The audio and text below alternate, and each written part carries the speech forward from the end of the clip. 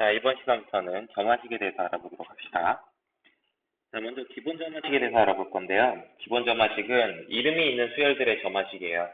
그래서 우리가 여태까지 배웠던 수열들이 뭐가 있었냐면 등차 수열, 등비 수열, 조화 수열, 개차 수열. 자, 이렇게 4개의 수열을 배웠어요. 이름이 있는 수열은. 자, 그래서 등차 수열의 점화식은 자, 이런 기본 수열들의 점화식을 만나게 되면 그냥 바로 이게 어떤 수열인지 파악을 해서 각 기본 수열들의 공식들을 적용을 해서 문제를 풀어주면 되겠습니다.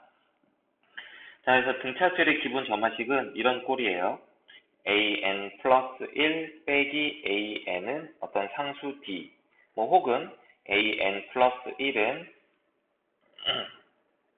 an 플러스 1은 an 더하기 d 이런 꼴이고요. 자, 이거는 보면 해석을 이렇게 읽는 거야. 자, 여기 n 플러스 1번째 항과 n번째 항의 차이가 항상 d다 이렇게 읽는 거야. 그러면 n 플러스 1번째 항과 n번째 항은 바로 옆에 있는 항이죠. 바로 옆에 있는 항의 차이가 항상 d가 된다는 거니까 이건 공차가 d인 등차 수열을 의미하는 거죠. 혹은 그 다음 식은 이렇게 읽어도 되겠죠.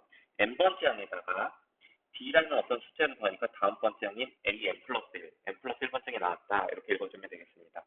그래서 계속 d를 더해 가는 거죠. 그 전항에다 d를 더해서 다음 항을 만들어가는 수열. 이런 게 등차 수열이죠. 그래서 이런 점화식을 보면 공차가 d인 등차 수열이구나 라고 해석을 해서 그 등차 수열 일반항 공식 여러분 알죠? 거기다 적용을 해서 일반항을 찾아주는 겁니다.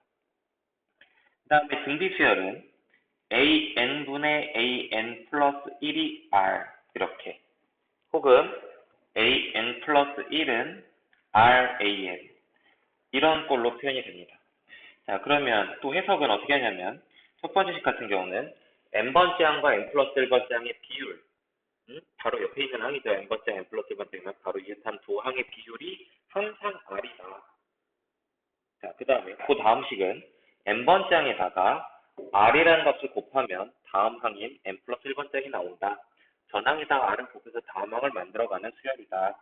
자, 그래서 이렇게 읽어준 다음에 해석을 하면 공비가 r인 등비 수열이다. 이렇게 읽어주고 등비 수열 일반항 공식 써주면 일반항을 볼 수가 있는 거죠. 다음에 이제 조화 수열은 점화식이 보통 이런 형태로 나옵니다. an 플러스 1분의 1 빼기 an 분의 1은 d, 혹은 an 플러스 1분의 1은 an 분의 1 플러스 d. 자, 이렇게 되는 거죠. 그러니까 어떤 걸 할 수 있어요? n번째 항의 역수와 n 플러스 1번째 항의 역수, n번째 항의 역수하고 n 플러스 1번째 항의 역수들의 차이가 항상 d만큼 차이가 나는 거야. 그래서 n번째 항의 역수에다가 d를 더해주면 다섯번째 항의 역수가 나오니까, 즉 역수의 공차가 d인, 그러니까 역수가 공차가 d인 등차 수열이라는 걸 알 수 있죠. 이렇게 역수가 등차 수열이 되는 수열을 우리가 뭐라고 불렀었어요? 조화 수열이라고 불렀다. 그래서 역수가 등차 수열임을 이용해서 풀어가는 게 조화 수열. 그래서 이거는 이제 조화 수열의 점화식이 되는 거죠. 그리고 개차 수열은, 자, 우리 개차 수열은 개차 수열의 정의가 뭐였냐면 bn이라는 거, 우리가 보통 개차 수열 bn으로 많이 썼었죠. 개차 수열 bn은 a라는 수열이 있을 때 그 수열의 n 플러스 1번째 항에서 n번째 항을 빼서 만들어낸 수열이 개차 수열이었다고. 자, 그래서 여러분이 만약에 an 플러스 1 빼기 an은 어떤 n에 대한 식 fn, 상수가 아니에요. 혹은 an 플러스 1은 an 더하기 fn 이런 형태의 점화식을 만나게 되면, 그러면 이제 해석을 이렇게 하는 거죠. 이웃한 항의 차이가 fn, n에 대한 식이 나오니까 이 n에 대한 식이 바로 개차 수열이다.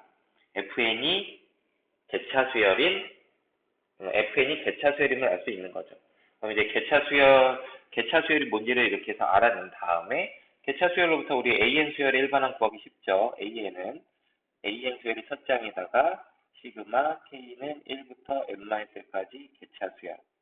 자, 첫째 항에다 개차수열을 첫째 항부터 n-번째까지 합, 개차수열 n-번째까지 합을 더해주면은 n번째이 나옵니다. 그거를 이용해서 AN 수열의 일반항을 구해주면 되겠습니다. 자, 이게 기본 전화식 개념이 되겠습니다. 자, 그래서 이 개념을 가지고 예제 푸는 거 한번 연습을 해보도록 합시다.